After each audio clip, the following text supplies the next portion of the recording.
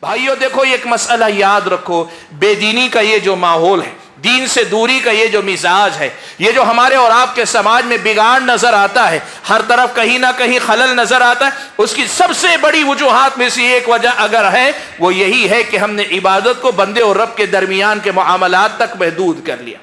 یاد رکھو، بندہ بندے کے ساتھ معاملہ کرتا ہے، وہ معاملہ اگر اللہ تعالیٰ کے دین کے مطابق کرتا ہے وہ بندے کے ساتھ معاملہ ہے، لیکن رب کی عبادت بھی ہے، ایک ہی عمل ہے، وہ بندے کا بندے کے ساتھ معاملہ بھی ہے اور اللہ تعالیٰ۔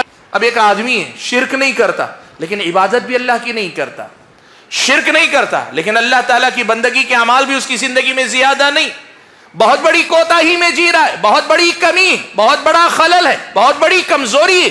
اللہ نے صرف توحید کا حکم نہیں دیا، اللہ کی عبادت کرنے اور عبادت میں توحید کو اپنانے کا حکم دیا۔ ہم اہل توحید ہیں۔ بعض اہل علم نے بڑی پیاری بات لکھی، یاد رکھیں کہ جو آدمی عبادت ہی نہ کرے اور کہے میں موحد ہوں، کہا اس کی توحید مکمل نہیں ہے۔ شرک مٹانے کے لیے اللہ کا تعارف اللہ کے اسماء حسنہ کے ذریعے عام کرو، لوگوں کو بتاؤ کہ اللہ تعالیٰ کیسا ہے۔ گلبرگہ کا میں ایک واقعہ سنا دوں آپ کو، وہاں کے جو لوگ، جن لوگوں کو اللہ تعالیٰ نے توحید کی ہدایت دی، وہ سناتے ہیں، کہتے ہیں مولانا اللہ تعالیٰ کے دو نام سمیع اور بصیر سمجھ میں آ گئے، میری زندگی سے شرک ختم ہو گیا۔ یعنی صرف دو نام سمجھ میں آئے میرے، ایک نام السمیع ہے اور دوسرا نام البصیر ہے، یہ اللہ کے نام ہیں۔ کہتے ہیں کہ یہ دو نام جس دن سمجھ میں آئے اس دن شرک ختم ہو گیا۔ ان کا معاملہ کیا تھا معلوم ہے؟ کاروباری آدمی تھے۔ اللہ رب العالمین والصلاة والسلام على اشرف الانبیاء والمرسلین وعلى آلہ واصحابہ اجمعین ومن تبعهم بإحسان الى یوم الدین۔ یا ایہا الذین آمنوا اتقوا اللہ حق تقاته ولا تموتن الا وانتم مسلمون۔ یا ایہا الناس اتقوا ربکم الذی خلقکم من نفس واحدہ وخلق منها زوجها وبث منهما رجالا كثيرا ونساء واتقوا الله الذي تساءلون به والأرحام إن الله كان عليكم رقيبا۔ يا أيها الذين آمنوا اتقوا الله وقولوا قولا سديدا يصلح لكم أعمالكم ويغفر لكم ذنوبكم ومن يطع الله ورسوله فقد فاز فوزا عظيما۔ اما بعد فاعوذ باللہ من الشیطان الرجیم، بسم اللہ الرحمن الرحیم۔ وما امروا الا لیعبدوا اللہ مخلصین لہ الدین حنفاء ویقیموا الصلاة ویؤتوا الزکاة وذلک دین القیمہ۔ لائق صد احترام صدر اجلاس، محترم علماء کرام، ذمہ دار حضرات، بزرگوں، نوجوان ساتھیوں اور پردہ نشین خواتین اسلام، میں آج آپ کی اس مجلس میں جو شریک ہوں، مجھے آپ کے سامنے جو گفتگو کرنی ہے اس کے لیے میں نے سورہ بینہ کی آیت کریمہ آپ کے سامنے پڑھ کر سنائی۔ اس آیت میں اللہ تعالیٰ نے فرمایا وَمَا أُمِرُوا إِلَّا لِيَعْبُدُوا اللَّهَ مُخْلِصِينَ لَهُ الدِّينَ حُنَفَاءَ۔ ان لوگوں کو حکم ہی اس بات کا دیا گیا ہے کہ وہ اللہ تبارک و تعالیٰ کی عبادت کریں، مخلصین لہ الدین، دین کو اللہ ہی کے لیے خالص رکھیں، اپنی عبادت اور بندگی کو اللہ تعالیٰ کے لیے خالص رکھیں، اپنی فرما برداری کو اللہ کے لیے خالص رکھیں، حنفاء، سب طرف سے منہ پھیر کر یکسو ہو جائیں، اللہ تعالیٰ کی طرف متوجہ ہو جائیں، وَيُقِيمُوا الصَّلَاةَ وَيُؤْتُوا الزَّكَاةَ، نماز قائم کریں، زکوٰۃ ادا کریں، وَذَلِكَ دِينُ الْقَيِّمَةِ، یہی سیدھی اور صحیح ملت کا دین ہے۔ پہلے میں آپ کے سامنے آیت کی ان کلمات کی مختصر سی وضاحت کر دیتا ہوں۔ دیکھیے، اللہ تبارک و تعالیٰ پر ہم اور آپ ایمان لائیں، اور ایمان ہمارا اور آپ کا اللہ تبارک و تعالیٰ پر اس بات پر ہے کہ ہم اللہ تعالیٰ کو مانتے ہیں اور اللہ تبارک و تعالیٰ کی طرف سے آئی ہر بات کو مانتے ہیں۔ ہم رسول اللہ صلی اللہ علیہ وسلم کو مانتے ہیں اور رسول اکرم صلی اللہ علیہ وسلم کی طرف سے آئی ہوئی ہر بات کو مانتے ہیں۔ ہم قرآن مجید کو مانتے ہیں اور قرآن مجید میں آئی ہوئی ہر بات کو ہم اور آپ مانتے ہیں۔ ہم دین اسلام کو مانتے ہیں اور دین اسلام کی بتائی ہوئی ہر بات کو تسلیم کرتے ہیں. کسی بھی بات کے سلسلے میں نہ ہمارا اور آپ کا کسی قسم کا تردد ہے، نہ کسی قسم کا شک و شبہ ہے. ایک بات تو یہ ہے کہ ہم اللہ کو مانتے ہیں، رسول کو مانتے ہیں، قرآن کو مانتے ہیں، دین کو اپنا دین مانتے ہیں. رضیت باللہ ربا وبالاسلام دینا وبمحمد الرسول ونبیا ونبیا ورسولا وبمحمد الرسول. یہ جو ہم اللہ تعالیٰ کے بارے میں ہم اور آپ اقرار کرتے ہیں، یہ ہمارے اور آپ کے ایمان کا کی بنیاد ہے. اس اقرار میں ہم اور آپ جب یہ مانتے ہیں کہ ہم اللہ کی مانتے ہیں اور اللہ تعالیٰ کے رسول کی مانتے ہیں اور قرآن کی مانتے ہیں، تو ہمیں یہ پہلے جاننا چاہیے کہ اللہ تعالیٰ کی طرف سے کیا باتیں آتی ہیں. دیکھیے، اللہ تعالیٰ کی طرف سے جو بھی باتیں قرآن میں آئیں، اللہ کے رسول کی زبانی آئیں، جو بھی باتیں آتی ہیں وہ دو قسم کی باتیں ہوتی ہیں. ایک تو اللہ تبارک و تعالیٰ کی طرف سے کچھ باتوں کی خبر دی جاتی ہے، بتایا جاتا ہے، کچھ حقیقتوں سے واقف کروایا جاتا ہے. ان پر ہمیں ایمان لانا ہے، یعنی ہمیں ان کو سچا جاننا ہے. جو بات اللہ نے بتا دی، جو بات اللہ کے رسول نے بتا دی، اس بات کو ہم اور آپ کو اس کی تصدیق کرنی ہے، اس کو سچا جاننا ہے اور اس پر ایمان لانا ہے ہم اور آپ کو. اور دوسری چیز جو اللہ تعالیٰ کی طرف سے آتی ہے، رسول اللہ کی طرف سے آتی ہے، وہ ہے امر، یعنی خبر ہوتی ہے، یا پھر امر آتا ہے، یعنی اللہ تعالیٰ کسی کام کے کرنے کا حکم دیتا ہے یا کسی بات سے رکنے کا حکم دیتا ہے.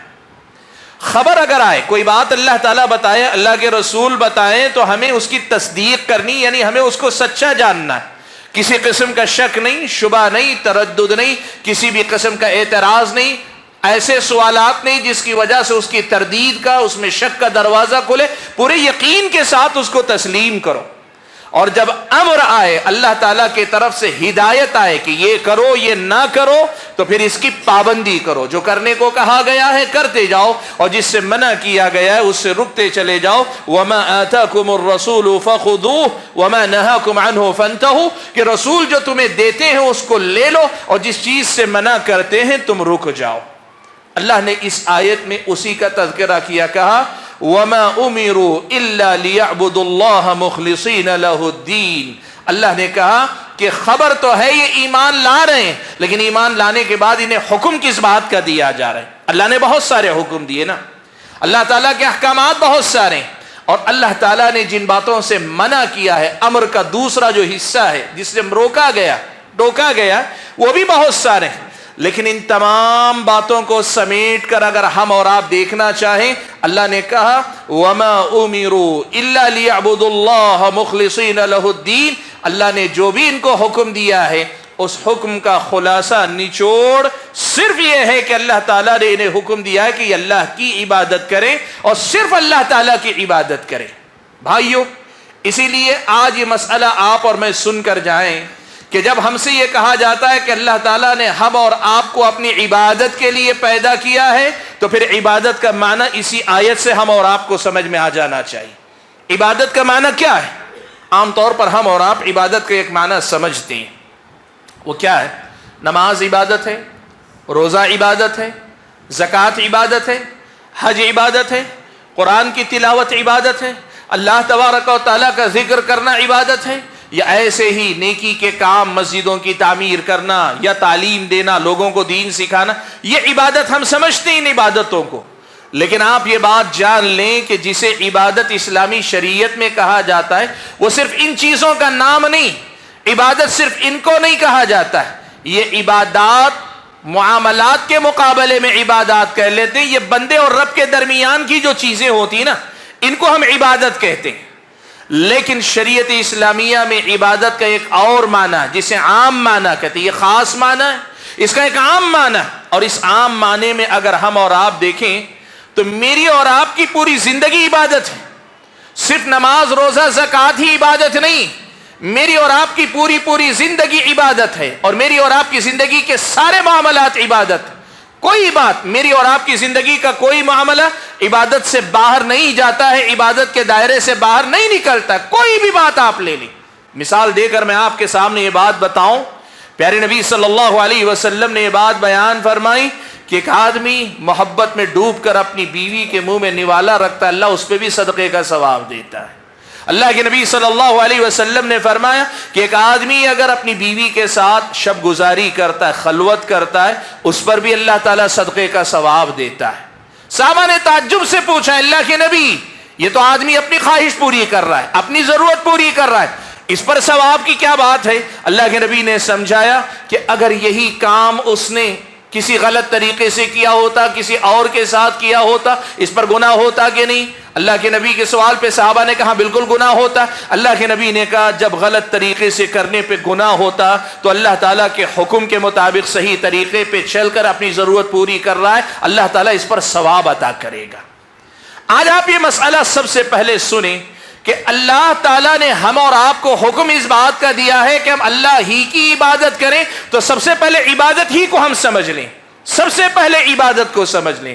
اور عبادت کا معنی اگر آپ سمجھ رہے ہیں تو آج دو باتیں یہ سمجھ لیں کہ ایک تو عبادت کے خاص معنی جو بندے کے اور رب کے آپسی معاملات ہوتے ہیں وہ عبادت ہے، جو بندے اور رب کے درمیان کے معاملات بندہ جو اپنے رب کے لیے کرتا ہے، بندگی کے جذبے میں ڈوب کے کرتا ہے، یہ عبادت ہے۔ لیکن اس کے ساتھ عبادت کا ایک عام معنی ہے، اور وہ معنی یہ ہے کہ زندگی کے سارے معاملات میں اللہ کی پسند ناپسند، اللہ تعالیٰ کی مرضی، اللہ تعالیٰ کا حکم، اللہ تعالیٰ کی ہدایات، پیارے نبی صلی اللہ علیہ وسلم کی تعلیمات، ان کو سامنے رکھ کر اگر کوئی آدمی زندگی گزارتا ہے تو پھر ایسا بندہ گویا اللہ تبارک و تعالیٰ کی عبادت کر رہا ہے۔ اب آپ یہاں سنیں، قرآن میں اللہ نے فرمایا وَمَا أُمِرُوا إِلَّا لِيَعْبُدُوا اللَّهِ، ان کو حکم ہی اس بات کا دیا گیا ہے کہ یہ اللہ تعالیٰ کی عبادت کریں۔ بھائیو، آج کی ملاقات کا سب سے پہلا سبق جو آپ کو یاد دلانا چاہتا ہوں وہ یہ کہ زندگی میں ہمارے اور آپ کے جو تبدیلیاں آنی ہیں نا، ان میں سب سے پہلی اور بنیادی تبدیلی یہ آنی ہے کہ ہمیں یہ سمجھنا چاہیے کہ ہم ہر جگہ اللہ تعالیٰ کی بندگی اور اللہ تعالیٰ کی عبادت کے دائرے میں ہیں، دائرے سے باہر نہیں ہیں۔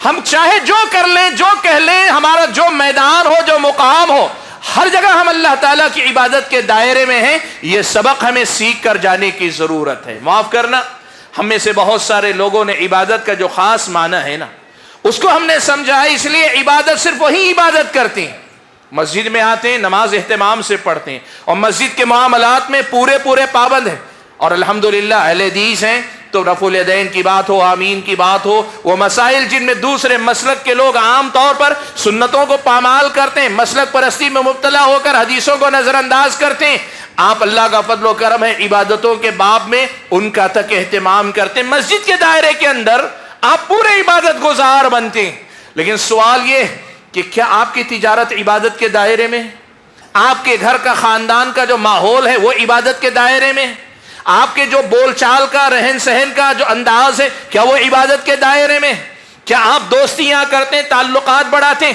اسے عبادت کے دائرے میں رکھ رہے ہیں، کیا آپ کسی سے دشمنی کرتے ہیں، جھگڑا ہو جا رہا ہے، لڑائی ہو رہی، دشمن سے لڑ رہے ہیں لیکن دشمن کی لڑائی آپ کی میری عبادت کے دائرے میں؟ یہ ایک ایسا مسئلہ ہے جس کو آج سب سے پہلے سمجھنے کی ضرورت ہے۔ بھائیو دیکھو، ایک مسئلہ یاد رکھو، بے دینی کا یہ جو ماحول ہے، دین سے دوری کا یہ جو مزاج ہے، یہ جو ہمارے اور آپ کے سماج میں بگاڑ نظر آتا ہے، ہر طرف کہیں نہ کہیں خلل نظر آتا ہے، اس کی سب سے بڑی وجوہات میں سے ایک وجہ اگر ہے وہ یہی ہے کہ ہم نے عبادت کو بندے اور رب کے درمیان کے معاملات تک محدود کر لیا۔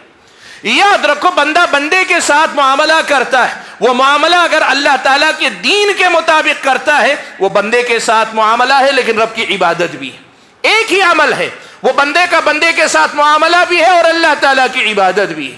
میں اکثر مثال دے کر ایک بات کہا کرتا ہوں کہ آدمی اس جگہ بھی عبادت کرتا ہے جس جگہ آدمی مجبوری میں جاتا ہے۔ استنجا خانے میں بھی آپ عبادت کے دائرے میں آ سکتے ہیں۔ تعجب ہوگا یہ جملہ سن کر آپ کو، وہ تو گندی جگہ ہے نا، وہ تو گندی جگہ، آدمی ضرورتوں کے لیے جاتا ہے اور آدمی ضرورت کے بعد فوراً نکل آتا ہے، گندگی کی اس جگہ پہ عبادت کا کیا تصور ہے؟ سنو، اللہ کے نبی صلی اللہ علیہ وسلم کے صحابی حضرت سلمان فارسی رضی اللہ تعالیٰ عنہ کا کچھ لوگوں نے مذاق اڑایا اور مذاق اڑاتے ہوئے یہ کہا کہ علمکم نبیکم کل شیء حتی القراءۃ، تمہارے نبی نے تمہیں سب چیزیں سکھائیں حتیٰ کہ وہ جو طہارت خانے میں یا استنجا خانے میں جو کام وہ سب سکھائے تمہارے نبی نے۔ حضرت سلمان فارسی رضی اللہ تعالیٰ عنہ نے کیا کہا کہ ہاں اللہ کے نبی نے ہمیں وہ سب سکھایا. اور آپ نے کیا سکھایا؟ گنانے لگے, کہنے لگے اللہ کے نبی نے ہمیں یہ سکھایا ہے کہ جب ہم استنجا خانے میں جائیں تو قبلے کی طرف چہرہ بھی نہ کریں, قبلے کی طرف پیٹھ بھی نہ کریں. ہم استنجا کے لیے جائیں تو اپنی شرمگاہ کو صاف کرنے کے لیے دائنا ہاتھ نہ لگائیں, دائنا ہاتھ استعمال نہ کریں. اور تیسری بات اللہ کے نبی نے یہ بھی سکھائی کہ ہم جب استنجا ڈھیلے سے لیں, پانی نہ ہو, ڈھیلے سے اگر استنجا کر رہے ہیں 3 سے کم ڈھیلوں سے ہم استنجا نہ کریں. حضرت سلمان فارسی نے یہ 3 باتیں بتائیں. آپ یہ بات سمجھیں کہ اللہ کے نبی نے اور بھی باتیں بتائیں. استنجا خانے میں جانے سے پہلے دعا پڑھنا, بایاں قدم اندر آگے بڑھانا, استنجا خانے میں بیٹھنے کا ایک طریقہ اللہ کے نبی نے سکھایا, کیسے بیٹھا جاتا ہے اللہ کے نبی نے وہ سکھایا. اور اس کے بعد قضاء حاجت کے بعد نکلتے ہوئے دعا پڑھنا, دائنا پیر باہر نکالنا, یہ سارے اعمال نکالیں. آپ یہ بات دیکھیں, اگر آپ کی میری ضرورت کے لیے ہم استنجا خانے میں جا کر نکل آئے, ضرورت پوری ہوئی, لیکن اس استنجا کے پورا کرنے تک ہم نے اگر ان تعلیمات کی پابندی کی تو ہمارا یہ وقت جو گزرا ان تعلیمات کی وجہ سے, ان تعلیمات پہ عمل کرنے کی وجہ سے وہ عبادت کے دائرے میں آتا ہے. اصل جو مسئلہ ہے, سب سے پہلا مسئلہ وہ یہ کہ ہماری اور آپ کی زندگی میں ہم نے اللہ تعالیٰ کی بندگی کو کچھ مخصوص اعمال کے ساتھ, نمازی بہت ہیں, معاملات میں آدمی پناہ مانگتا ہے, اس کے پاس معاملہ مت کرو. آدمی بڑا روزے دار ہے لیکن زبان اتنی گندا ہے, اتنی خطرناک ہے, لوگ پناہ مانگتے ہیں. آدمی بڑا اچھا ہے کہ لباس, شکل و صورت, ظاہر الحمدللہ کوشش کرتا ہے کہ اسلامی شریعت کے مطابق پوری پابندی رہے, لیکن مسئلہ یہ ہے کہ اخلاق بہت زیادہ گرے ہوئے ہیں, بد اخلاقی کا شکار ہے. یہ جو ہمارے اور آپ کے سماج میں خلل ہے, اس کی سب سے پہلی اور بنیادی وجہ یہ ہے کہ عبادت کا یہ جو پورا دائرہ ہے, اس دائرے کو ہم اور آپ نے اپنی زندگیوں میں سمیٹا نہیں, یا اپنی زندگیوں کو اس دائرے کے اندر لانے کی ہم نے کوشش نہیں کی. اسی لیے بھائیوں, یہ بات آج کی ملاقات میں سب سے پہلی رکھنا چاہتا ہوں کہ اللہ نے ہمیں جو حکم دیا ہے, اللہ کی عبادت کا حکم دیا ہے, اور اللہ کی عبادت کیا ہے؟ بہت آسان ہے. زندگی کے ہر میدان میں کیا کرنے کو کہا ہے اور کیا نہ کرنے کو کہا ہے, اس کو جان لو اور اس کی پابندی کر لو. اللہ نے کچھ کرنے کا حکم دیا ہے, کرو. فرض ہے تو فرض کے درجے میں کرو, بغیر چھوڑے کرو.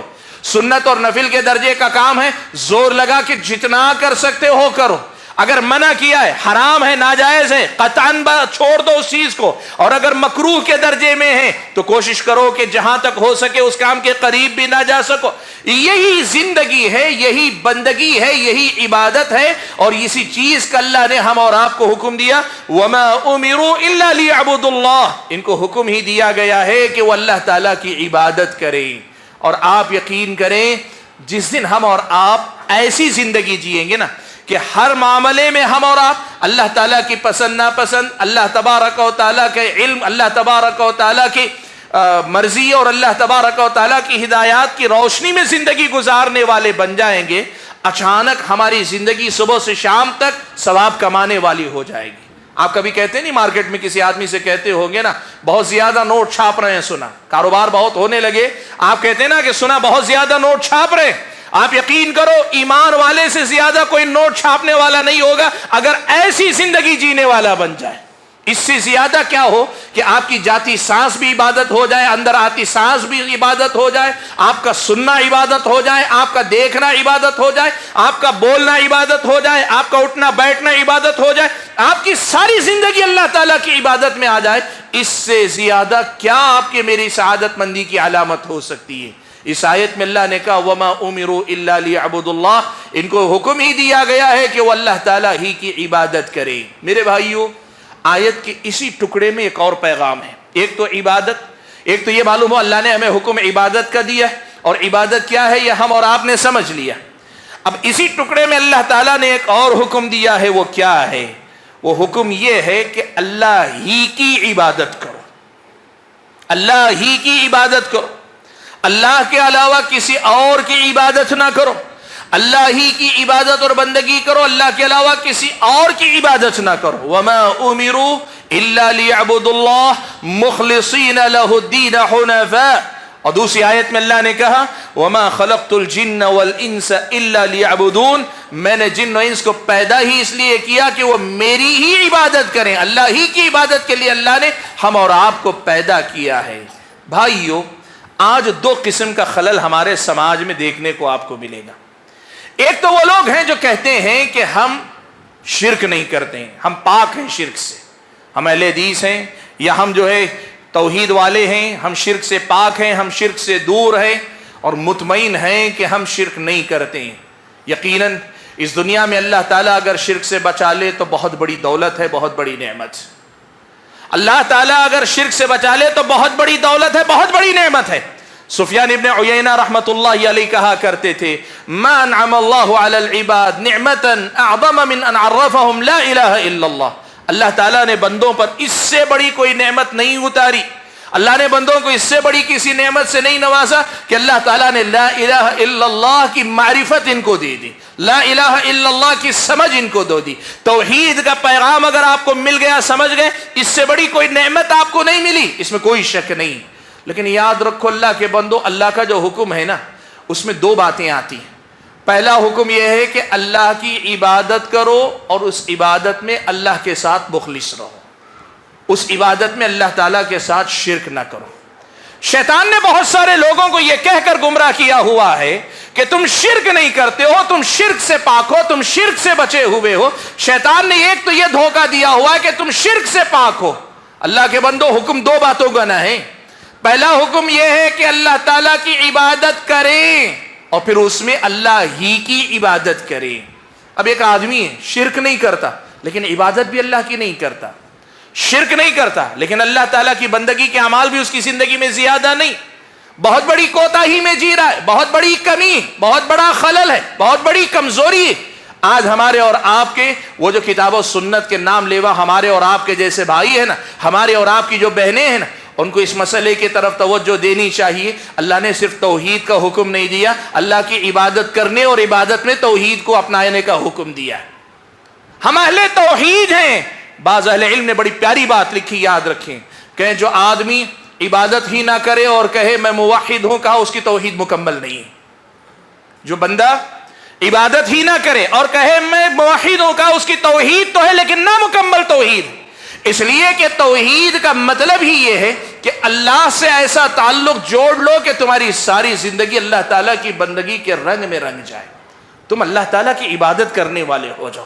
میں نے کہا دو قسم کا خلل ہمارے سماج میں پایا جاتا ہے. ایک طرف تو وہ کہ جو لوگ توحید کو اپنائے ہوئے ہیں وہ یہ کہتے ہم موحد ہیں, ہم موحد ہیں, ہم موحد ہیں, اور دوسری طرف جو عبادت کا مسئلہ جو ابھی میں نے آپ کے سامنے بتایا کہ زندگی کا ہر معاملہ عبادت کے دائرے میں آنا چاہیے, اس میں بڑی کوتاہی کا شکار ہیں. اور دوسری طرف وہ طبقہ ہے جو ہو سکتا ہے نماز روزے کا پابند ہو سکتا ہے ظاہری شکل و صورت دیندارانہ ہو سکتا ہے دین کے لیے محنت کرنے والے ہو سکتا ہے دین کے لیے قربانیاں دینے والے ہوں, لیکن زندگیوں میں ان کی اپنی زندگیوں میں توحید کا فقدان ہے, توحید میں خلل ہے, توحید میں آپ کو کمی نظر آئے گی, کوتاہی نظر آئے گی, اور توحید کے اندر بہت ساری غلطیاں نظر آئیں گی. حاضرین گرامی, اس آیت میں اللہ تعالیٰ نے جو حکم دیا وہ یہی, وَمَا أُمِرُوا إِلَّا لِيَعْبُدُوا اللَّهَ مُخْلِصِينَ لَهُ الدِّينَ حُنَفَاءَ. سب طرف سے کٹ کر اللہ تعالیٰ کی طرف متوجہ ہو جائے, سب طرف سے کٹ کر اللہ تعالیٰ کی طرف متوجہ ہو جائے. میرے بھائیوں, آئیے میں آپ کے سامنے آج اسی توحید کے حوالے سے کچھ ضروری باتیں رکھ دوں. پہلی بات تو ہو چکی, یہ دوسرا اہم جو حصہ ہے وہ حصہ یہ ہے کہ دیکھو اللہ تبارک و تعالیٰ کی توحید کا مطلب کیا ہے. پیارے نبی صلی اللہ علیہ وسلم نے حدیث قدسی میں ایک بات بیان فرمائی. اللہ کے نبی نے فرمایا, صحیح مسلم کی روایت ہے کہ اللہ تعالیٰ نے فرمایا, انی خلقت عبادی کلہم حنفاء فاجتالتہم الشیاطین. میں نے میرے اپنے بندوں کو تمام کو یکسو پیدا کیا تھا, وہ صرف اللہ تعالیٰ کی طرف متوجہ ہونے والے تھے, وہ کسی اور کی طرف متوجہ نہیں تھے, سب سے کٹ کر اللہ تبارک و تعالیٰ سے جڑنے والے تھے, ان کا تعلق صرف اللہ تبارک و تعالیٰ سے تھا. ایسے ہی میں نے پیدا کیا تھا. اور اس کا میں اگر ترجمہ کر کے سادہ الفاظ میں کہوں, اللہ نے ہر بندے کو موحد پیدا کیا تھا, اللہ تعالیٰ نے ہر بندے کو موحد پیدا کیا تھا. لیکن کیا ہوا, فجتالتہم الشیاطین, پھر شیطان آئے اور شیطان انہیں اچک لے گئے, شیطان آئے اور شیطان ان کو اچک لے گئے. سبحان اللہ, प्यारे नबी सल्लल्लाहु अलैहि वसल्लम की इस हदीस की शरह दूसरी हदीस से यूं होती, अल्लाह के नबी ने फरमाया कि अल्लाह ताला ने कुल्लु मौलूद युलदु अलल फितरा, हर बच्चे को फितरत इस्लाम पर पैदा किया। फअबवाहु युहव्विदानिही औ युनस्सिरानिही औ युमज्जिसानिही, फिर उसके माँ बाप उसे यहूदी बना लेते हैं, नसरानी बना लेते हैं, यानी ईसाई बना लेते हैं या मजूसी बना लेते हैं। और बाज़ अहले इल्म ने इस हदीस की शरह लिखते हुए कहा औ युजहिमानी, जिस तरह बिदातों में मुब्तला करके, जिस तरह ये लोग नए दीन में मुब्तला होते चले गए, यहूदियत के नाम पे शिर्क में, ईसाइयत के नाम पे शिर्क में मुब्तला होते चले गए, मजूसियत के नाम पे शिर्क में मुब्तला होते चले गए, ऐसे ही जहमिया एक गुमराह फिरका, तौहीद के बाब में गुमराह एक फिरके का नाम है, ऐसे ही इनके वालिदैन इनको जहमी भी बना देते हैं। क्या मतलब है इसका? भाइयों, पहली बुनियादी बात ये समझो कि अल्लाह ताला ने तौहीद पर पैदा किया। इंसान पैदा हुआ अपने रब के अलावा किसी को नहीं जानता था, अल्लाह ताला के अलावा किसी की मारिफत नहीं थी उसके पास। अल्लाह ने अल्लाह ताला की फितरी मारिफत पर इंसान को पैदा किया था, लेकिन हुआ क्या, इस फितरी मारिफत को लोगों ने बाद में चलकर बदल लिया। और आज का मसला यही है कि हमारे और आपके समाज में अल्लाह तबारक व तआला के मारिफत की कमी, अल्लाह की सही पहचान लोगों के अंदर नहीं। यहाँ के गैर मुस्लिमों की बात करें और यहाँ के मुसलमानों की बात करें, सबसे बड़ा मसला आपको ये नजर आएगा कि अल्लाह ने जिस मारिफत पर पैदा किया था उस मारिफत को इन्होंने तरक्की नहीं दी। मैं आपके सामने कुछ मिसालें देता हूँ। आप गैर मुस्लिमों को अगर देखें तो गैर मुस्लिमों के बारे में आपको पता चलेगा कि यहाँ का गैर मुस्लिम जिस इंसान को देखता है कि उसके अंदर कोई खूबियां हैं, उस इंसान को अपना खुदा बना लेता है, उसकी पूजा करने लगता है। आपको शायद ताज्जुब हो, लेकिन ये सच्चाई इस मुल्क की सच्चाई है। आप देखें कितने ऐसे फिल्म एक्टर हैं जिनके बाकायदा बुत और मंदिर बने हुए, उनकी पूजा होती है। कितने ऐसे जो पॉलिटिशियन हैं, सियासी रहनुमा जिनका दीन से कोई ताल्लुक नहीं, मैं उनकी बात नहीं कर रहा हूं, जो मजहबी रहनुमा थे, मजहबी रहनुमाओं की पूजा तो खूब होती है। मैं आपको बता रहा हूं कि इंसान जिससे मुतासिर हो जाता है उसकी पूजा करने लगता है। जिंदगी में फैन होता है, जिंदगी में उसका परस्तार होता है, जिंदगी में उसका दीवाना होता है, और मर जाने के बाद उसकी इबादत करने में लग जाता है। क्यों? इसलिए कि उसने जितना उसे जाना और जानने के बाद बेसाख्ता वो अपने आप को उसके सामने झुकने पे मजबूर महसूस करता है। उसको लगता है कि ऐसा कमाल इसके अंदर है जो मेरे अंदर नहीं, मैं उसके सामने झुक जाऊंगा, मैं उसके सामने आजिज हो जाऊंगा।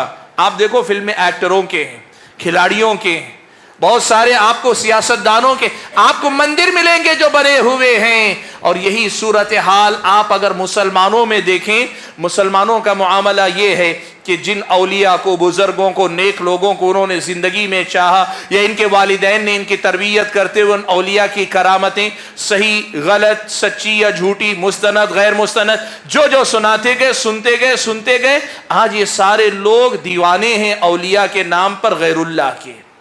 इनकी जिंदगियों की ये सच्चाई आप देखो। यहां का गैर मुस्लिम अल्लाह तबारक व तआला की पहचान से बहुत हद तक महरूम है। मैं आपको बताऊं मुशरिकीन मक्का का मामला क्या था। हजरत अबू रजा अतारिदी रज़ियल्लाहु तआला अन्हु सहाबी हैं। हजरत अबू रजा बयान करते हैं, सही मुस्लिम की रिवायत है, कहते हैं ज़माने जाहिलियत में हमारा ये मामूल था, ज़माने जाहिलियत में हमारा ये मामूल था कि हम क्या करते थे, कहते थे जो पत्थर ज्यादा खूबसूरत लगता ना, आम पत्थरों से जरा हटा हुआ नजर आता, वो पत्थर अपने साथ सफर में रख लेते और उसी की इबादत करते, उसी की पूजा करते रहते। कहते रास्ता चलते हुए अगर जो पत्थर हमारे पास है उससे बेहतर कोई पत्थर नजर आता, ये पत्थर फेंक देते, वो ज्यादा अच्छा पत्थर उठाकर उसकी पूजा करने लगते। यह हजरत अबू रजा रज़ियल्लाहु तआला अन्हु रिवायत करते हैं, बताते। और मजीद ये बात भी लिखी गई, मजीद ये बात भी बयान की गई, मुशरिकीन मक्का का ये भी तरीका था, सफर में निकल जाते, साथ में बुत अगर नहीं लिया तो इबादत करने का वो जो जज्बा पैदा होता, ख्याल आता, तो क्या करते, कहते मिट्टी थोड़ी सी इकट्ठा करते और जो बकरी या ऊंट, जो भी ऊंटनी होती, तो बकरी या ऊंटनी का दूध दोहकर उस मिट्टी को जमा देते और जमी हुई उसी मिट्टी के अतराफ चक्कर लगाने लगते। बाज़ मुफस्सिरीन ने कुरान मजीद की एक आयत अफ़रअयत मन इत्तख़ज़ इलाहहु हवा, उसमें यह बात जिक्र की कि मुशरिकीन में से बाज़ का यह तरीका था कि वो जो अजवा खजूर है, उस अजवा खजूर को आपस में गोंद कर या यूं समझिए कि मिलाने के बाद उससे बुत बना लेते। रास्ते भर उसी की पूजा करते हुए सफर करते। जब ज़ादे राह खत्म हो जाता, जब तोशा खत्म हो जाता, तो क्या करते? वही बुत जो कल तक बुत था खजूर का बना हुआ, अब उसको तोड़कर उसी को खा लेते। कहते नहीं, अब से ये हमारी ग़िज़ा है। ये क्या बताता है अल्लाह के बंदो? उस जमाने के मुशरिकीन के पास दीवानगी के असबाब अलग थे, लेकिन इस जमाने के लोगों के पास दीवानगी के असबाब अलग हैं, लेकिन दोनों में कदर मुश्तरक ये है कि ये अपने रब को नहीं जानते, इसलिए सबसे ज्यादा जिस चीज में देखा उसमें खुदा तलाश करने लगते हैं। हर इंसान में खुदा ढूंढने लगते हैं, पत्थरों में खुदा ढूंढते हैं, मखलूकात में खुदा ढूंढते हैं, हर नफा पहुंचाने वाली चीज में खुदा ढूंढते हैं, हर नुकसान पहुंचाने वाली चीज में खुदा ढूंढते हैं। ये इनकी अपने रब से नावाकिफियत की दलील है, और यही सूरत हाल मुसलमानों की है। अल्लाह के बंदो, मैं ये नहीं कहूंगा कि ये अल्लाह तबारक व तआला को नहीं जानते, जानते हैं। पूछिए अल्लाह तो कहेगा हाँ अल्लाह है, पैदा किया अल्लाह ताला ने मुझे, लेकिन इनकी अल्लाह ताला के बारे में जानकारी कितनी है? आज अगर ये लफ्ज कहूं तो मुझे बुरा ना कहिएगा, लेकिन मैदान में जाके देखिएगा, किसी वली के हालात इतनी तफसील से बताएगा जितनी बातें वो अल्लाह के बारे में नहीं बताता, औलिया के बारे में उससे ज्यादा बताता है। यह आज के मुसलमानों की एक बड़ी तादाद की सच्चाई है। अल्लाह के बारे में नहीं जानते जितना उनको जानना चाहिए, लेकिन गैरुल्लाह के बारे में इतनी जानकारी रखते हैं। और जिनको औलिया बुजुर्ग कहते हैं उनके बारे में तो इतनी बातें अल्लाह ताला ने अपनी तारीफ में, अगर आप पूछ ले, अल्लाह ताला ने अपनी तारीफ में बहुत सारे नाम, अल्लाह ने बहुत सारी सिफात बयान की, ये बयान करो नहीं बता पाएगा। लेकिन औलिया की करामतें पूछ लो, औलिया के कमालात पूछ लो, आप पूछ लो अल्लाह ताला की तारीफ में क्या क्या बता सकते हो, 4-5 जुमले बोल सकता, उससे ज्यादा नहीं बोल पाएगा। वली के बारे में पूछ लो, 1 घंटा भर बोलेगा। सुभान अल्लाह। अल्लाह के बंदो, यही फर्क है जहां से शिर्क पनपता है, यहीं से शिर्क की बुनियाद पड़ती है, यहीं से शिर्क की जड़ें मजबूत होती हैं। आज ये मसला देखो, कितने ऐसे मुसलमान आपको मिलेंगे जुमा की नमाज नहीं पढ़ता होगा, लेकिन जुमेरात मजार पे हाजिरी लाजिमी देता होगा। ये सच्चाई हमारे समाज की, अल्लाह के बंदो, ये सच्चाई हमारे और आपके समाज की। कुरान में अल्लाह ताला ने ये जो बात कही ना, वमा उमिरू इल्ला लियअबुदुल्लाह, अल्लाह ताला ही की इबादत करो, ये अल्लाह ही की इबादत करो। इस मुकाम तक पहुंचने के लिए बंदे को अल्लाह की ऐसी मारिफत, ऐसी पहचान चाहिए कि अल्लाह ताला को जान लेने के बाद फिर दुनिया की कोई चीज उसकी निगाह में न ठहरे, अल्लाह की कोई चीज उसके नजदीक इस काबिल नजर ही ना है। कहां अल्लाह और कहां मखलूकात, कहां अल्लाह ताला की ये कमालात और कहां ये इंसानों के मौके के कमालात। इंसान अल्लाह ताला के बारे में इतनी जानकारी हासिल कर ले, इतनी मालूमात हासिल कर ले, इतनी वाकिफियत हासिल कर ले कि जानने के बाद अल्लाह तबारक व तआला की मोहब्बत दिल में आ जाए, अल्लाह का डर दिल में आ जाए, अल्लाह से ऐसा अटूट रिश्ता कायम हो जाए कि ये रिश्ता मरते दम तक हमें और आपको अल्लाह ताला से जोड़े रखे। मेरे भाइयों, आज एक बात और भी आपके सामने कह दूं गुफ्तगू को आगे बढ़ाते हुए, कि देखो इस मुल्क के अंदर मुसलमानों के लिए हालात मुश्किल बनाए जा रहे हैं। बनाने वाले कुछ लोग हैं, लेकिन वो कर रहे हैं अपना काम, अपने मिशन पे लगे हुए, वो हालात को बिगाड़ना चाहते हैं या कुछ भी करना चाहते हैं।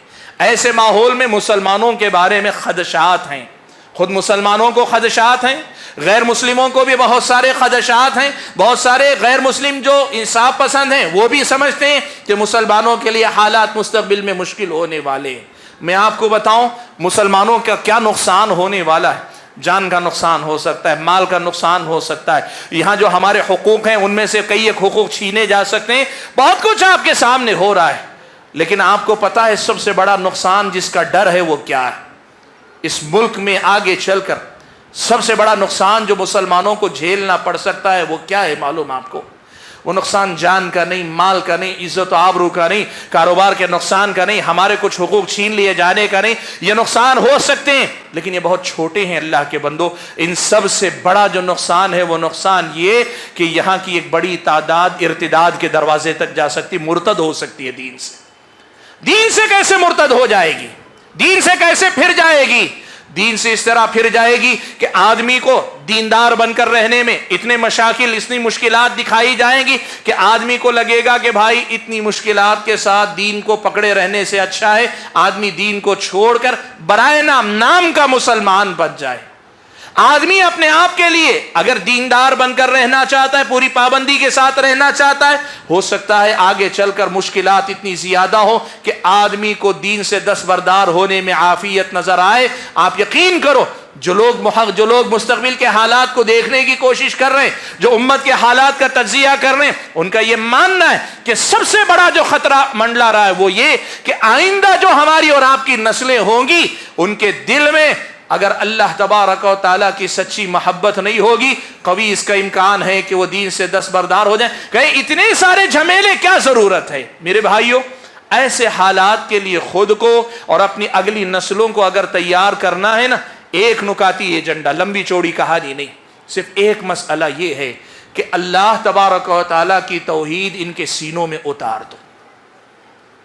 جو بندہ اللہ تعالیٰ کی محبت میں ڈوب جائے گا، جو اللہ تعالیٰ کا ہو جائے گا نا، وہ جان سے جائے گا لیکن ایمان سے نہیں جائے گا۔ اللہ کے بندے، وہ مال قربان کر دے گا لیکن اپنے ایمان سے دستبردار نہیں ہوگا۔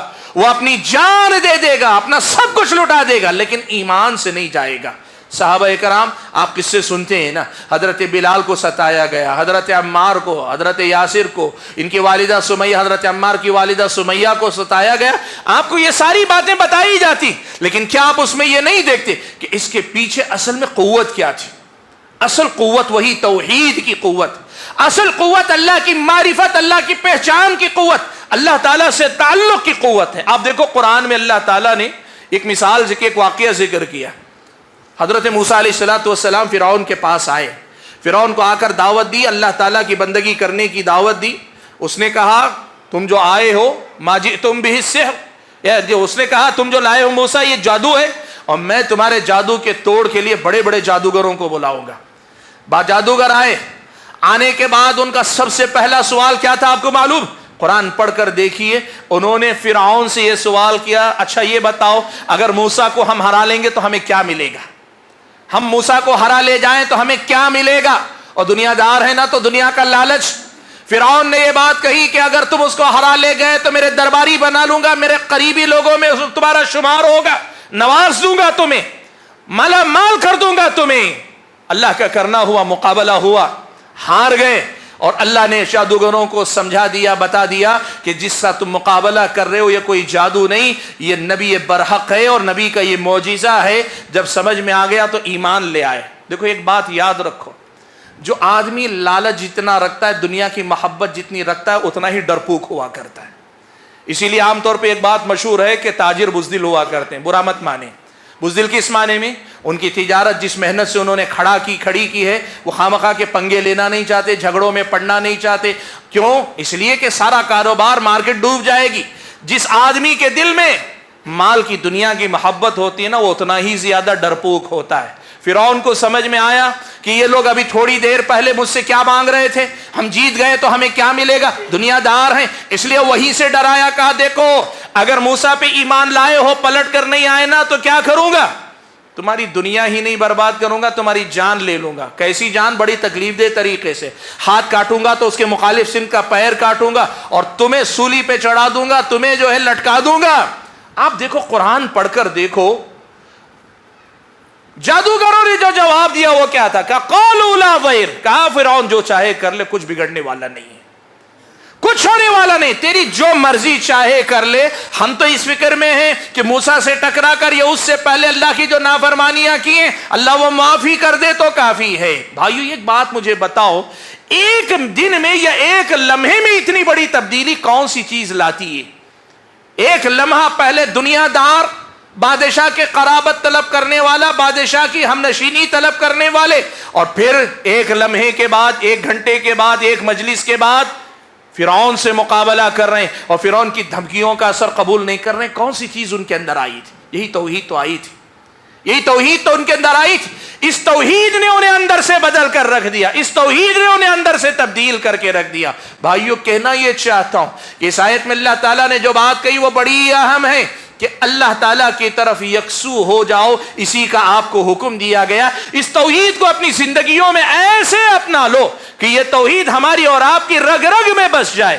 صحابہ نے جیسے، جس کو ہم کہتے ہیں نا گھول کے پی جانا، رگ رگ میں بس جائے، ہمارا رواں رواں اللہ تعالیٰ کی بندگی کرنے میں لگ جائے۔ ایسے ہو جاؤ کہ دیکھو انسان ہے، کبھی نفس کے شکار ہو جاتے ہیں، کبھی دنیا کی فتنوں کا شکار ہو جاتے. اللہ تعالیٰ غفور بھی ہے، رحیم ہے. لیکن جو چیز اللہ تعالیٰ دیکھنا چاہتا ہے وہ کیا ہے؟ وہ یہ کہ آپ انسان اپنی استطاعت بھر کوشش کرے اور اللہ کا ہو جائے، اللہ تعالیٰ کا بندہ ہو جائے. میرے بھائیوں، آج ایک بہت بڑا مسئلہ یہی ہے کہ اس ملک کے غیر مسلم کی بات ہو.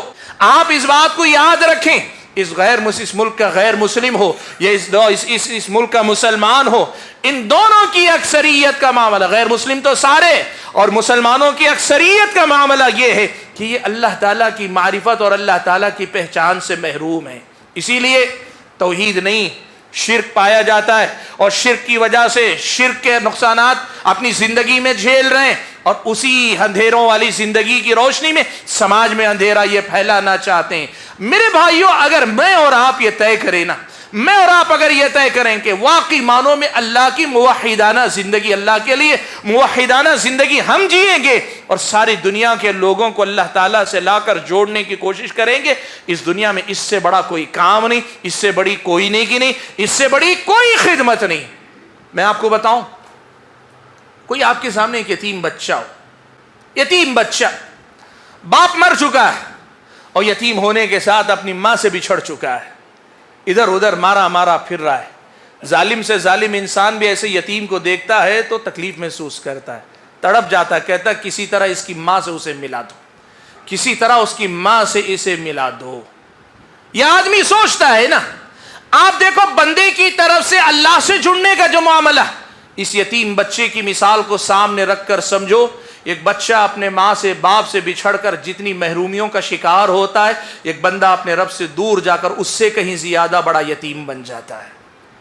مشرک سے بڑا اس دنیا کے اندر کوئی یتیم نہیں اللہ کے بندو، مشرک سے بڑا بے سہارا کوئی نہیں، مشرک سے زیادہ محروم کوئی نہیں، مشرک سے زیادہ اس دنیا کے اندر بدقسمت کوئی نہیں اللہ کے بندو. آج آپ ایک یتیم پہ ترس کھاتے ہیں نا، اس سے کہیں زیادہ ترس کھائیے اس آدمی پر جس کا اللہ تعالیٰ سے رشتہ نہیں ہے، اللہ تعالیٰ کو نہیں پہچانتا، اللہ تعالیٰ سے تعلق نہیں ہے. ایک تو یہ بات ہوئی کہ بندے کی طرف سے رب کو جوڑنے، بندے کو رب سے جوڑنے کے سلسلے میں ہمیں بندے کو اس نظر سے دیکھنا چاہیے کہ ایک یتیم ہے. اور دوسری طرف قرآن میں، حدیث شریف میں اللہ کے نبی صلی اللہ علیہ وسلم نے ایک بڑی پیاری بات کہی. حدیث شریف میں اللہ کے نبی صلی اللہ علیہ وسلم نے ایک بڑی پیاری بات کہی.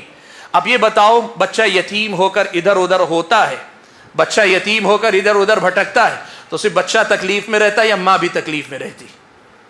ماں کو بھی برا لگتا ہے نا، ماں کو بھی برا لگتا ہے نا، ماں کا دل بھی تڑپتا ہے نا، ماں کے دل کے اندر بھی رحم کا جذبہ ہوتا ہے نا. آپ دیکھو، پیارے نبی صلی اللہ علیہ وسلم نے ایک بڑی مثال بیان کی. وہ مثال کیا ہے معلوم آپ کو؟ پیارے نبی صلی اللہ علیہ وسلم ایک جنگ کے بعد اللہ کے نبی صلی اللہ علیہ وسلم نے دیکھا کہ قیدیوں میں ایک عورت ہے، قیدیوں میں ایک عورت ہے، وہ پریشان ادھر ادھر دوڑتی پھر رہی ہے. اچانک اس کی نظر پڑ گئی اپنے بچے پر. اصل میں چھوٹے بچے کی ماں تھی، دودھ پلانے والی ماں تھی. بچہ اس کا اس سے بچھڑ گیا تھا، قیدیوں میں اپنے بچے کو تلاش کرتی پھر رہی تھی. اس کو بچہ مل گیا، اس نے اٹھایا، اپنے سینے سے لگا لیا، بچے کو دودھ پلانے لگی. اللہ کے نبی بھی دیکھ رہے تھے، صحابہ بھی دیکھ رہے تھے. حضرت عمر ابن خطاب راوی ہیں، کہتے ہیں اللہ کے نبی نے حضرت عمر سے مخاطب ہوتے ہوئے فرمایا اور صحابہ سے مخاطب ہوتے ہوئے فرمایا کہ ذرا یہ بتاؤ، اس ماں سے کہا جائے، اس ماں سے کہا جائے کہ اپنے بچے کو آگ میں پھینک دو تو کیا یہ ماں اپنے بچے کو آگ میں پھینک دے گی؟ اللہ کے نبی صلی اللہ علیہ وسلم کے سوال پہ صحابہ نے کہا نہیں اللہ کے نبی، ماں ایسا نہیں کرے گی، اس بچے کو آگ میں نہیں پھینکے گی. اللہ کے نبی نے فرمایا یہ ماں اپنے بچے پہ جتنا ترس کھاتی ہے، اللہ تعالیٰ اپنے بندوں پر اس سے کہیں زیادہ رحم کرنے والا ہے. اس کا مطلب یہ ہوا، معلوم ہے میرے اللہ کے بندوں کی گمراہی سے اللہ تعالیٰ کا نہ نفع ہے نہ نقصان ہے، کچھ نہیں ہوتا. بندے شرک کریں کچھ نہیں ہوگا، اللہ کی بادشاہت میں کوئی کمی نہیں آئے گی. لیکن اللہ تبارک و تعالی بندوں کی گمراہی پر اسی قدر زیادہ اللہ تبارک و تعالی بندوں سے چاہتا ہے کہ یہ بندے توبہ کریں، اللہ کی طرف لوٹ کر آئے، توحید پر آئے، شرک سے توبہ کریں. اللہ تعالیٰ وہ اتنا ہی چاہتا ہے جتنا بچھڑی ہوئی ماں چاہتی ہے کہ اس سے اس کا بچہ مل جائے، اس سے کہیں زیادہ اللہ تعالیٰ خوش ہوتا ہے جب کوئی بندہ شرک چھوڑ کر توحید پر آتا ہے. اللہ کے نبی نے مثال دی نا، اللہ کے نبی نے کہا لَاللَّهُ أَشَدُّ فَرَحًا بِتَوْبَةِ عَبْدِهِ. اللہ کے نبی صلی اللہ علیہ وسلم نے کہا بندہ جب توبہ کر کے اللہ تعالیٰ کی طرف پلٹ کر آتا ہے، اللہ اس سے کہیں زیادہ خوش ہوتا ہے جتنا کہ وہ آدمی خوش ہوتا ہے جو آدمی اپنی اونٹنی کے ساتھ میدان میں نکلا تھا. اپنی اونٹنی کے ساتھ میدان میں نکلا, جنگل و بیابان میں جا رہا تھا, صحرا کے بیچوں بیچ جا کر ایک جگہ آرام کے لیے لیٹا, آنکھ لگ گئی, تھوڑی دیر بعد بیدار ہو کر دیکھتا یہ ہے کہ اونٹنی سامان سمیت غائب ہے. آدمی چاروں طرف صحرا ہی صحرا دیکھتا ہے, اور صحرا میں بغیر سواری بغیر سہارے کے آدمی کو اپنی آنکھوں کے سامنے موت دکھائی دیتی. اللہ کے نبی نے کہا یہ آدمی بھی ادھر ادھر دیکھتا ہے, دوڑتا ہے, کہیں نہیں ہوتا, مایوس ہو کے ہار کے پڑ جاتا ہے نیچے کہ اب موت ہی ہے, اب اس کے علاوہ کچھ نہیں. ایسی حالت میں اس کی آنکھ لگ جاتی ہے, اور پھر دوبارہ آنکھ کھلتی ہے تو کیا دیکھتا ہے کہ اس کا اپنا اونٹ یا اس کی اپنی اونٹنی سامان سمیت واپس آ گئی ہے. وہ موت کا وہ منظر دیکھنے کے بعد یا موت کو اپنی نگاہوں کے سامنے دیکھنے کے بعد زندگی کے اسباب کو اپنے سامنے دیکھے گا, اتنا زیادہ خوش ہوگا, اتنا زیادہ خوش ہوگا کہ ہمارے خوشی کے اللہ تعالیٰ کا شکر کرتے ہوئے کہے گا اے اللہ تعالیٰ تو میرا بندہ ہے, میں تیرا رب ہوں. اللہ کے نبی نے کہا اخطا من شدت الفرح, خوش اتنا ہے کہ خوشی میں کہنا کچھ چاہتا ہے, زبان سے کچھ نکل رہا ہے, بندے کو خدا, خدا کو بندہ بنا رہا ہے, کہہ رہا ہے اللہ تو میرا بندہ, میں تیرا رب ہوں. یہ اتنی شدید خوشی ہے. اللہ کے نبی نے اس بندے کو اپنے اونٹنی کے لوٹنے پہ اتنی شدید جو خوشی ہوتی, اس سے کہیں زیادہ اللہ خوش ہوتا ہے جب بندہ سچی توبہ کر کے لوٹ کے آتا ہے. میرے بھائیو, اس توحید پر محنت کرو, اس توحید پر محنت کرو, اللہ تعالیٰ کے تعارف پر محنت کرو. اور اللہ تعالیٰ کا تعارف کیسے ہونا چاہیے, 5-7 منٹ میں سے وہ بات سمیٹ کر کے میں اپنی بات ختم کر لیتا ہوں. میرے بھائیو دیکھو, قرآن و سنت میں ہمیں کچھ باتیں بتائی گئی. سب سے پہلی بات تو یہ بتائی گئی کہ اللہ تبارک و تعالیٰ کوئی قوت نہیں, جیسے سائنس میں کہتا ہے ایک پاور ہے, صرف قوت نہیں, اللہ تعالیٰ کوئی پاور نہیں. یا اللہ تعالیٰ کے بارے میں بائبل میں لکھا ہے, لوگ بتاتے ہیں کرسچن وہ ایک لائٹ ہے, صرف ایک روشنی کا نام نہیں, ایسا نہیں. اللہ تعالیٰ کا ایک حقیقی وجود ہے, اللہ تعالیٰ کا ایک حقیقی وجود ہے. ہاں وہ وجود مخلوقات میں کسی مخلوق کے جیسا نہیں. اب اس حقیقی وجود کے بارے میں ہمیں کتنا علم دیا گیا ہے. قرآن مجید میں اللہ تعالیٰ نے ایک بات بیان فرمائی کا وَلَا يُحِيطُونَ بِهِ عِلْمًا, اللہ تعالیٰ کے بارے میں پورا علم بندوں کو نہیں دیا گیا, بندے پوری طرح نہیں جانتے. پیارے نبی صلی اللہ علیہ وسلم نے خود اپنے بارے میں کہا لا احصی ثناء علیک, اللہ تعالیٰ کما حقہ, میں تیری تعریف نہیں کر سکتا. اس کی روشنی میں اہل علم نے لکھا کہ اللہ کے نبی کو بھی جتنا اللہ کے بارے میں اللہ نے بتایا اتنا معلوم ہے, ساری باتیں اللہ تعالیٰ کے بارے میں اللہ کے نبی کو بھی اللہ نے نہیں بتائی. اب جو باتیں بتائی گئی ہیں ان باتوں کے سلسلے میں اگلی ہدایت حدیث رسول میں ہم اور آپ کو یہ ملتی ہے. نبی علیہ الصلوۃ والسلام نے فرمایا تفکروا فی آلاء اللہ ولا تفکروا فی اللہ, اللہ کے بندو کائنات میں اللہ تعالیٰ کی یہ جو نشانیاں ہیں نا, اس پہ غور و فکر کرو, اللہ کے بارے میں غور و فکر مت کرو کہ اللہ کیا ہے, کیسا ہے, وہ کیسا ہے. ہمیں بتایا گیا اللہ تعالیٰ کا چہرہ ہے, ہم ایمان لائے, لیکن وہ چہرہ کیسا ہے یہ بتا دیا گیا کہ وہ مخلوقات کے جیسا نہیں, مخلوقات میں کسی کے چہرے جیسا. پھر کیسا ہے یہ سوچنے کی ہمیں اجازت نہیں دی گئی. وَلَا تَفَكَّرُوا فِي اللَّهِ, اللہ کے بارے میں غور مت کرو. جو باتیں بتائی گئیں ان باتوں کو جان کر ان کی روشنی میں اللہ تعالیٰ کی معرفت اپنے اندر پیدا کرو. اور وہ باتیں کیا ہیں؟ دیکھیے, اللہ تعالیٰ کے بارے میں جاننے کے 2 بنیادی ذریعے اللہ تعالیٰ نے قرآن و سنت میں ہم اور آپ کو بتائیں. سب سے پہلا ذریعہ وہ ہے اللہ تبارک و تعالیٰ نے جو نشانیاں رکھی انفس اور آفاق میں, یعنی انسانوں کے اندر اور کائنات میں اللہ تعالیٰ نے نشانیاں رکھی ہیں, ان میں کی ہر نشانی اللہ تبارک و تعالیٰ کی پہچان ہم سے کرواتی. کیسے کرواتی ہے آپ یہ دیکھتے ہیں. اللہ نے فرمایا وَيَتَفَكَّرُونَ فِي خَلْقِ السَّمَاوَاتِ وَالْأَرْضِ, یہ کائنات میں آسمان و زمین کی تخلیق پہ غور و فکر کرتے ہیں. یہ آسمان اللہ نے کھڑا کیا, دنیا میں آج تک بغیر سہارے کے کوئی چھت کھڑی ہوئی ہم نے نہیں دیکھی. یہ کیسا عجیب اللہ تعالیٰ کی کیسی تخلیق ہے, اتنی بڑی چھت ہے آسمان لیکن کہیں کوئی سہارا نہیں, کوئی ستون نہیں ہے. ہم نے زمین دیکھی ہے, زمین کیسی کیسی اللہ تعالیٰ نے بچھائی ہے, پہاڑ اللہ نے کیسے بنائے ہیں, ایک ایک مخلوق پہ غور کرتے جاؤ تو کیا زبان سے نکلے گا؟ ربنا ما خلقت هذا باطلا، اے میرے رب تو نے ان کو باطل نہیں پیدا کیا، بے وجہ بے مقصد نہیں پیدا کیا۔ اس کائنات پہ غور کرو گے تو یہ آپ کو ایمان بڑھے گا کہ کائنات کی نشانیاں بتاتی ہیں کہ ان کا پیدا کرنے والا رب بڑا عظیم ہے، ان کا پیدا کرنے والا رب بڑا طاقتور ہے، ان کا بنانے والا رب بڑا عظیم ہے جس کی عظمتوں کا کوئی اندازہ نہیں۔ پیارے نبی صلی اللہ علیہ وسلم نے فرمایا اذن لی ان احدث عن ملک من حملۃ العرش، مجھے اجازت دی گئی ہے کہ میں تمہیں حاملین عرش، جو اللہ کے عرش کو اٹھائے ہوئے فرشتے ہیں، ان میں سے ایک فرشتے کے بارے میں بتاؤں۔ اللہ کے نبی نے کہا کہ ما بین شحمۃ اذنہ الی عاتقہ، اس کی یہ کان کی لول کی، ہم کہتے ہیں نا یہ نرم حصہ کان کا، یہاں سے اس کے کاندھے کے درمیان کی جو مسافت ہے، اللہ کے نبی نے کہا 500 سال لگ جاتے ہیں اس مسافت کو طے کرنے کے لیے۔ اور سوچو وہ فرشتہ کیسا ہوگا، وہ کتنا بڑا ہوگا۔ ایسے عظیم فرشتوں کا پیدا کرنے والا رب ذوالجلال کتنا عظیم ہوگا اللہ کے بندو۔ کائنات پر غور کرو، کائنات کے بارے میں جو حقیقتیں ان کو غور کرو، پتا چلے گا رب العالمین ہے۔ کتنے عالم اللہ نے پیدا کیے ہیں، دنیا قاصر ہے ابھی تک دنیا کو ہی دیکھنے سے، تو رب العالمین کی پہچان آپ کو ملے گی کائنات پہ جب غور کریں گے۔ اپنے آپ پہ غور کرو، ہم کیا ہیں؟ ہم اپنی ایک سانس روک نہیں سکتے، معلوم ہے آپ کو؟ اگر کبھی پھنس جاتی ہے گلے میں، سانس پھنس جاتی ہے، آدمی تلملا جاتا ہے، اپنی مرضی سے سانس چھوڑ نہیں سکتا۔ اور آدمی کی سانس اگر نکل جائے، اللہ کا حکم نہ ہو تو ایک سانس اندر نہیں لے سکتا۔ ہم اپنے آپ پہ غور کر لیں، ہمارا وجود اتنی نشانیوں سے بھرا ہوا ہے کہ اللہ تبارک و تعالیٰ کا یہ شاہکار، تخلیقی شاہکار بتاتا ہے کہ وہ رب کتنا عظیم ہے۔ ایک انسان، معمولی انسان کو غور کر لے، کتنا اسے اللہ نے سجایا ہے، سنوارا ہے، بنایا ہے، کیسے مالا مال کیا، کیا کیا خوبیاں دی، کیا کیا صفات دی ہیں۔ یہ انفس و آفاق کی آیتوں پہ، نشانیوں پہ غور کرو۔ یہ غور کرنا، پڑھنا، اس کے بارے میں جانکاری حاصل کرنا، اس سے اللہ تعالیٰ کی معرفت ملے گی اور یہاں سے آپ کی میری توحید مضبوط ہوگی۔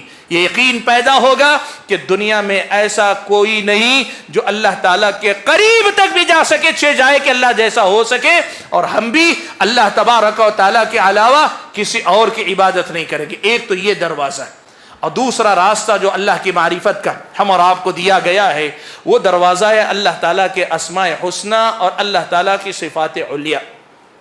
قرآن اور حدیث میں اللہ کے بہت سارے نام بتائے گئے، اللہ کی صفات بیان کی گئی۔ ان اللہ تعالیٰ کے ناموں کو اور صفات کو پڑھو، سمجھو اور ان پہ غور و فکر کرو، اللہ کی ایسی محبت پیدا ہوگی، ایسا ایمان اللہ پہ آئے گا کہ پھر یہ سارے بت چھٹ جائیں گے، ساری مخلوقات چھٹ جائیں گے۔ اولیاء کی عظمت رہے گی لیکن سمجھ میں آ جائے گا کہ بس یہ اللہ کی مخلوق ہی ہیں۔ انبیاء علیہ السلام کے مقامات سمجھ میں آئیں گے لیکن فرق سمجھ میں آئے گا کہ اللہ اللہ ہے، بندے بندے ہیں۔ یہ فرق آپ کی سمجھ میں آئے گا اگر اللہ تعالیٰ کے اسماء حسنی پہ غور کر لو۔ اللہ کے بندو، پیارے نبی صلی اللہ علیہ وسلم نے فرمایا ان للہ 99 اسما 100 الا واحدہ من احصاها دخل الجنہ۔ اللہ تعالیٰ کے 99 نام ایسے ہیں، 100 سے زیادہ نام قرآن و سنت میں ہیں، 99 نام ایسے کہ جو آدمی یہ 99 نام احصاها، عربی میں ایک لفظ آیا ہے، اس کا مطلب ابن قیم نے لکھا ان ناموں کو یاد کر لے، ان کے معنی کو سمجھے اور ان کے معانی پہ غور و فکر کر کے ان کو اپنی عبادتوں میں استعمال کرے۔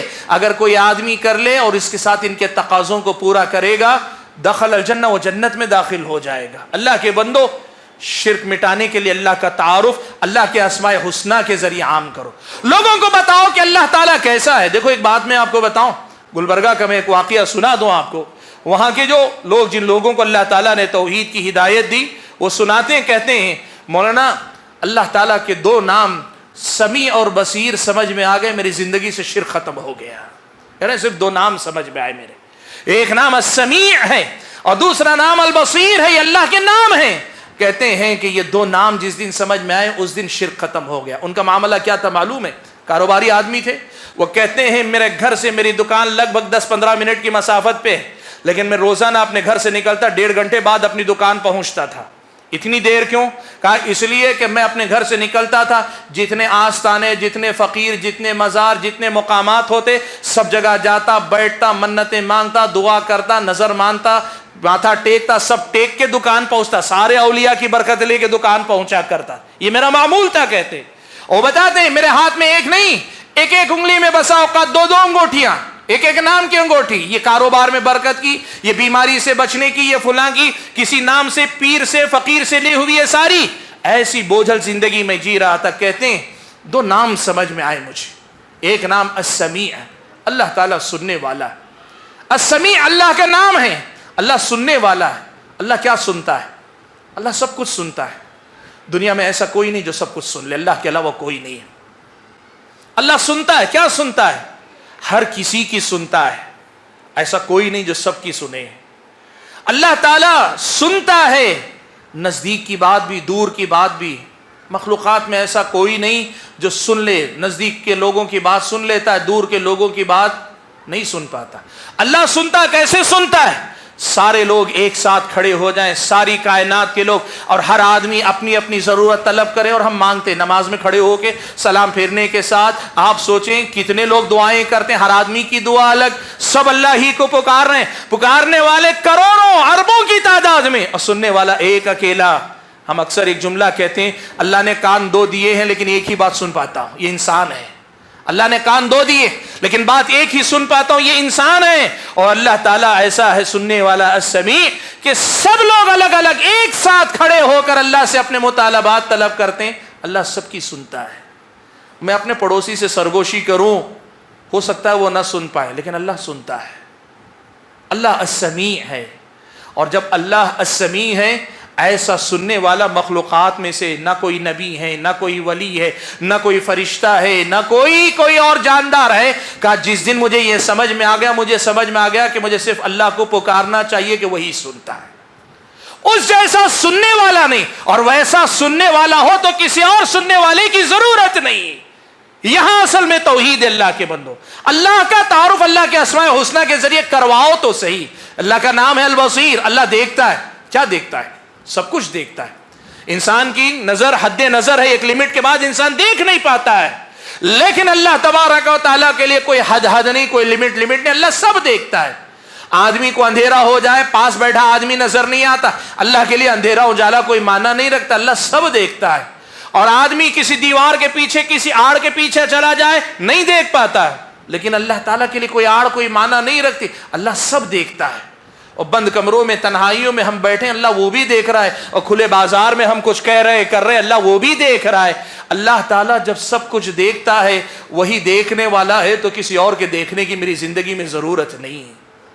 وہی مالک، وہی آقا، وہی میرا سب کچھ ہے، اور وہ سب کچھ دیکھتا ہے، میری زندگی میں کسی اور کی ضرورت کیوں ہے؟ یہ آدمی کی سمجھ میں آئے گا جب اللہ تعالیٰ کے اسماء الحسنی کے ذریعے آپ تعارف کروائیں گے۔ میں نے مثال دی صرف دو ناموں کی، آپ یقین کریں اللہ کے اسماء الحسنی میں سے ایک ایک نام لے کر آپ تعارف کروائیں گے نا، اللہ تعالیٰ کا ایسا تعارف لوگوں میں جائے گا کہ لوگ اللہ تعالیٰ سے بے ساختہ محبت کریں گے۔ وہ جو بات میں نے کہی نا کہ ماں سے بچھڑنے کے بعد بچہ دوبارہ ملتا ہے، جس بندے کو اللہ مل جائے نا، صوفیہ کہتے ہیں اللہ مل جائے، لیکن وہ غلط معنی میں کہتے ہیں۔ ان کا عقیدہ اللہ مل جائے کا مطلب یہ کہ یہ جا کے اللہ کا حصہ بن جائے اور دونوں ایک ہو جائیں، ایسے نہیں ہوتا۔